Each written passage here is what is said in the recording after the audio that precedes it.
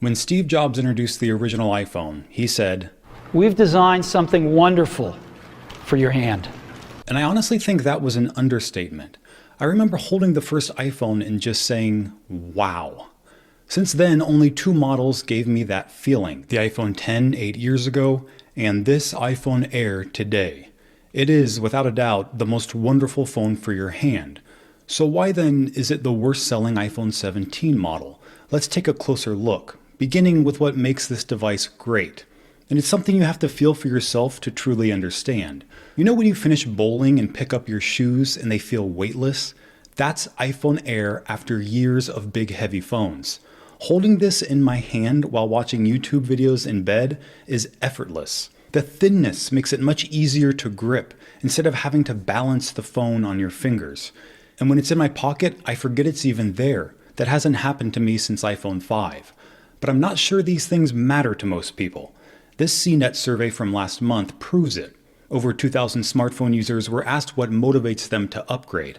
The top 5 answers were price, battery life, storage, camera features, and screen size. The least common reasons for upgrading were AI features, phone color, phone thinness, and switching ecosystems. That means iPhone Air's biggest selling point, its super thin design, likely only appeals to about 7% of customers. And based on its sales performance so far, that number appears to be accurate. The model was readily available on pre-order day, while all iPhone 17 Pro Max configurations showed delays of 1 week or more within the first hour. The next day, iPhone 17 and 17 Pro began to sell out of certain configurations, with most being sold out within a week. But iPhone Air remained available for launch day delivery the entire time. Now, Apple doesn't release specific sales numbers for their products anymore, so it's hard to tell how each iPhone model is performing. But what we do know is that production for every single iPhone 17 model has been increased due to their popularity, except for iPhone Air, whose production Apple has allegedly cut by 1 million units. We can also extrapolate data from accessory sales. Luckily, Marques Brownlee shared the sales distribution of D-Brand's iPhone 17 cases, 56.5% of which were purchased by 17 Pro Max users, with the 17 Pro in second place with 31.5%, third was iPhone 17 with 7.3%, and in last place was iPhone Air with 5% of case sales. Clearly, demand for this model is low, and it's because the one thing iPhone Air is supposed to do well, being thin, is kind of a lie. Just look at Apple's thin products of the past. iPod Nano and iPhone 6 were both 6.9 millimeters. Apple says iPhone Air is 5.6 millimeters, which it is at its thinnest point, but at its thickest, it's 11.28 millimeters.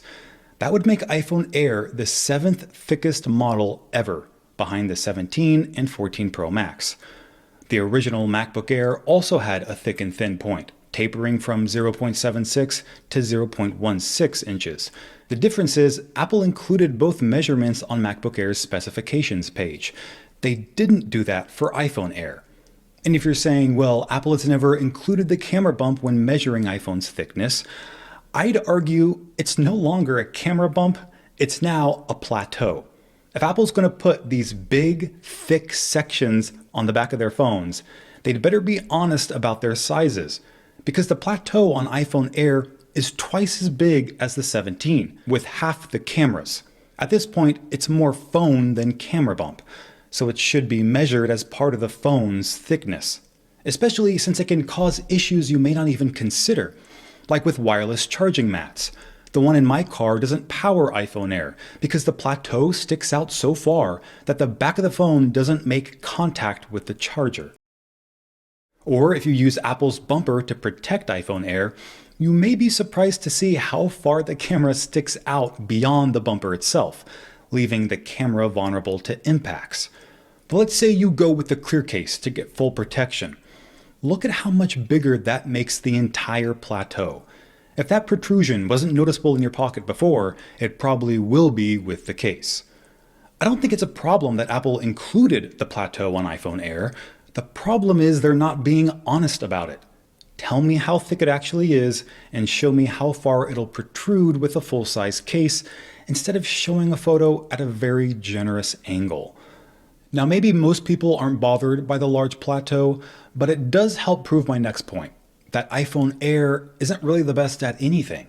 Sure, it has the thinnest body, but also has an annoyingly large plateau instead of a modest camera bump like iPhone 17. And while it is technically the lightest, it only has the 16E beat by 2 grams, which makes it about 1% lighter.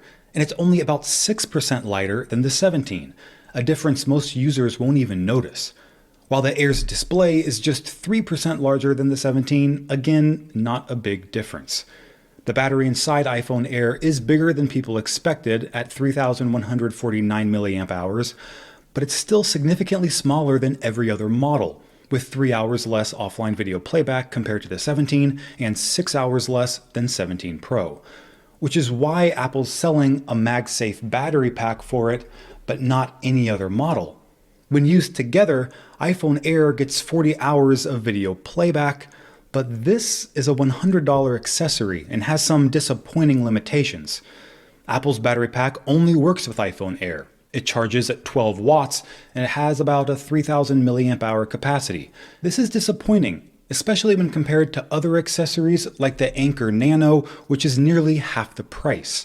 Now, Anker is a channel sponsor and they make some pretty great products. Their Anker Nano is the thinnest 5,000 milliamp hour power bank in the world, even thinner than Apple's MagSafe battery, making it easy to slip in and out of your pocket or wallet. And Anker Nano charges faster, up to 15 watts, while being compatible with any MagSafe iPhone, not just the new Air. But if you want the fastest charging speeds possible, take a look at the Anker Nano charger. It's more affordable than Apple's new dynamic power adapter and more compact, so it's great for traveling. It charges up to 45 watts, which is more than enough to achieve iPhone Air's max charging speed, which adds 50% to the battery in 30 minutes. At the same time, Apple upgraded the charging power of iPhone 17, so this Anker Nano charger can also charge your iPhone 17 from 0% to 50% in just 20 minutes. And Anker actually includes a 6-foot USB-C cable, so you can easily charge from anywhere, because the 3-foot cable Apple includes with iPhones just doesn't cut it. Both of these products are compatible with all the new iPhone 17 models, and there are even more accessories to choose from at Anker.com, like a wide variety of wireless charging stations and even higher capacity power banks for more demanding users. So go to Anker.com, that's Anker.com, or just tap the link in the comments and find the best accessory for you. Now let's talk about the A19 Pro chip in iPhone Air. Yes, it's faster than the A19, but it's binned, with 5 GPU cores instead of 6. That means the A19 Pro chip on iPhone Air has 10 to 15% less graphics performance than the same chip inside the 17 Pro models. And because it doesn't have their vapor chamber cooling system, the Air will overheat faster and throttle performance sooner. Apple also talked about their new C1X modem that's exclusive to iPhone Air, but what they didn't mention is that it doesn't achieve the same wireless speeds as the Qualcomm modems in the 17 and 17 Pro, and it doesn't even support mmWave 5G. Instead, the C1X modem prioritizes efficiency, using 30% less power than the Qualcomm X71 modem used in the previous 16 Pro. But where iPhone Air really comes up short is with the camera. It's using the same lens as Apple's cheapest phone, the 16E, which costs $600. iPhone Air, on the other hand, is $1,000. That makes it the most expensive model ever to have just one camera lens, with the previous record set by iPhone XR in 2018, which was $750. And that leads me to my next point, which is iPhone Air is overpriced. Consider that last year, $1,000 bought you the 16 Pro, compared to iPhone Air that was technically a better value for the average user. 16 Pro had a battery that was 13% bigger, 3 camera lenses that enabled far more camera features, USB 3 support, faster wireless charging, adaptive True Tone flash, a LiDAR scanner, stereo speakers, 4 microphones, and mmWave 5G support. Now, compared to 16 Pro, iPhone Air does have advantages, like its 18 megapixel selfie camera, a 19 Pro chip, slightly larger screen, and double the storage space. But I think most people would prefer the extra functionality of 16 Pro. Now consider the 16 Plus. It cost $900 a year ago, $100 less than iPhone Air today, but had a bigger screen, bigger battery, and an ultra-wide camera. That means for 4 out of the top 5 most important features for users, the 16 Plus does better than the Air. Now let's say someone's shopping for a new iPhone model. First, there's the most affordable iPhone 17. It's $800, 20% less than the Air, but actually has more features. More battery life, faster charging, 2 speakers for stereo sound, a wide-angle camera with macro mode, spatial photos and video, and cinematic mode recording. So it would be a mistake for anyone on a budget to choose iPhone Air. But what about the 17 Pro?